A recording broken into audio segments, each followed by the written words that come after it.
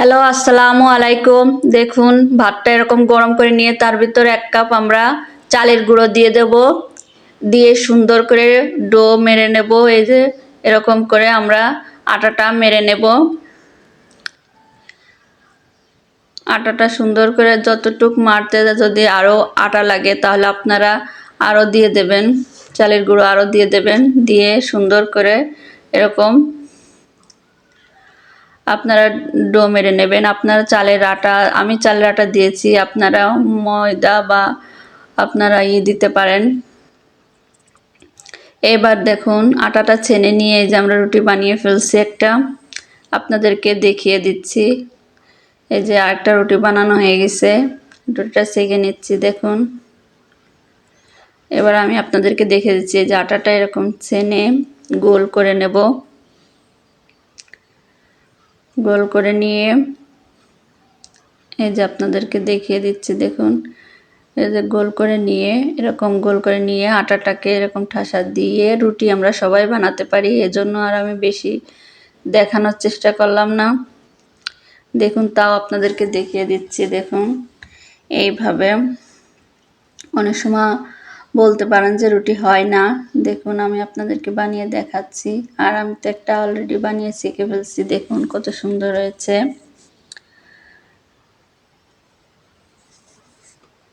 এই যে আরেকটা বানিয়ে দেখাচ্ছি।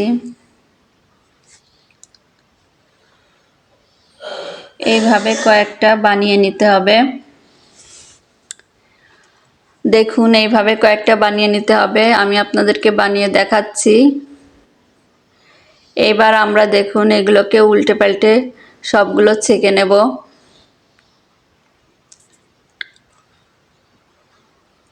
সবগুলোকে এরকম উল্টো পাল্টা করে ছেঁকে নেব।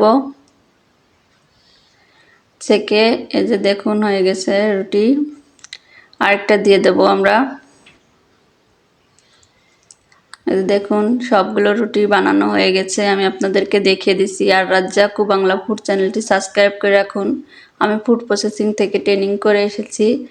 আমি আপনাদের পুষ্টি ও মানসম্মত খাবার রান্না করে দেখাবো, অনেক ডিজাইনিং পিঠা বানাই দেখাবো। আমার চ্যানেলে আছে, দেখে আসুন। দেখুন কি সুন্দর হয়েছে। এবার আমরা একটু মাংস ভুনা করে নেব। সমস্ত প্রকার মশলা দিয়ে মাংসটাকে কষিয়ে আমরা সুন্দর করে কষিয়ে আমরা পানি দিয়ে দেব। মাংসটাকে কষিয়ে একটু পানি দিয়ে দেব। পানি দিয়ে এই যে আবার একটু কষাই নেব। কষিয়ে নিলে এই যে হয়ে গেল মাংস আর রুটি। দেখুন কত সুন্দর হয়েছে মাংস আর রুটি। এই রুটি আর মাংস দিয়ে আবার খেতে খুব মজা। দেখুন হয়ে গেল কত সহজে রুটি আর মুরগির মাংস। দেখুন কত সুন্দর কতগুলো রুটি হয়ে গেছে। আর এর সাথে মুরগির মাংস আমরা সকালে অথবা বিকালে নাস্তা হিসাবে আমরা এরকম রুটি আর মুরগির মাংস খেতে পারি।